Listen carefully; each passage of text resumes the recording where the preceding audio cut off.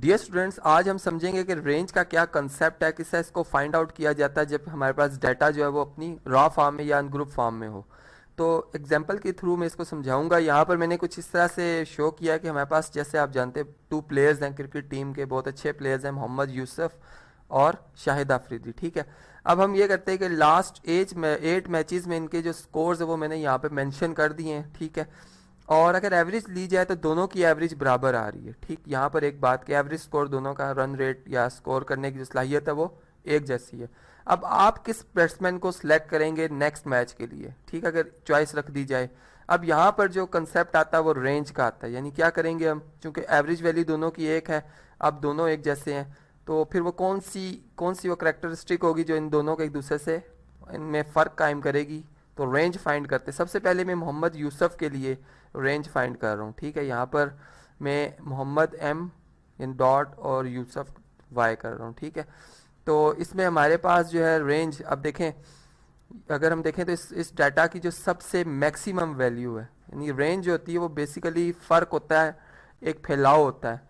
इस डाटा की सबसे बड़ी वैल्यू जो कि 60 है और सबसे कम से कम वैल्यू जो हमारे पास है वो 33 है। अगर हम ये फ़र्क देख लें तो ये हमारे पास जी आता है कितने का, 27 रन्स का। ठीक है, चूंकि ये स्कोर्स हैं, रन्स हैं, तो ये हमारे पास जो है वो इनमें फ़र्क आ रहा है रन्स के हवाले से। ठीक है, इसी तरह जो हमारे पास अब सेकंड बैट्समैन है जो कि हमारे पास शाहिद आफरीदी हैं, इसके लिए मैं एस डॉट ए लिख देता हूँ। ठीक है, आफरीदी फॉर ए।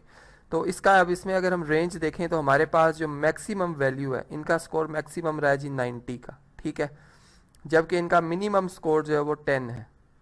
अब 90 में से 10 का अगर डिफरेंस देखा जाए तो ये बनता है जी 80 रन्स। ठीक, यानी यहाँ पर अगर हम कंसिस्टेंसी के हवाले से देखें तो हमारे जो प्लेयर हैं मोहम्मद यूसुफ, उनकी कारकर्दगी एक जैसी है। ठीक है, मैं कहूँगा कि ये कंसिस्टेंस हैं, यानी एक जैसी परफॉर्मेंस कर रहे हैं।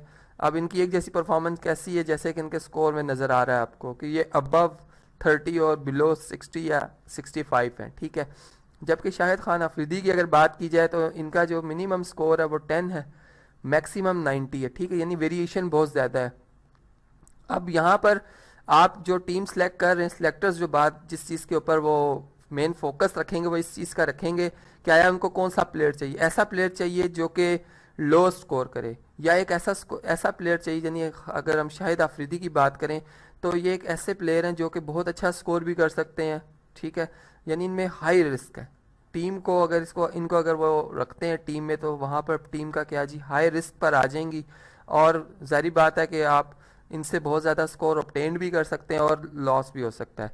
तो ये बेसिकली कंसेप्ट था रेंज का, और हमने देखा कि रेंज की बेस पर हम दो डाटा को आपस में कंपेयर भी कर सकते हैं और कंक्लूजन्स भी निकाल सकते हैं। तो आज हमने सीखा कि रेंज किसी अनग्रुप डाटा का किस तरह से फाइंड आउट किया जाता है।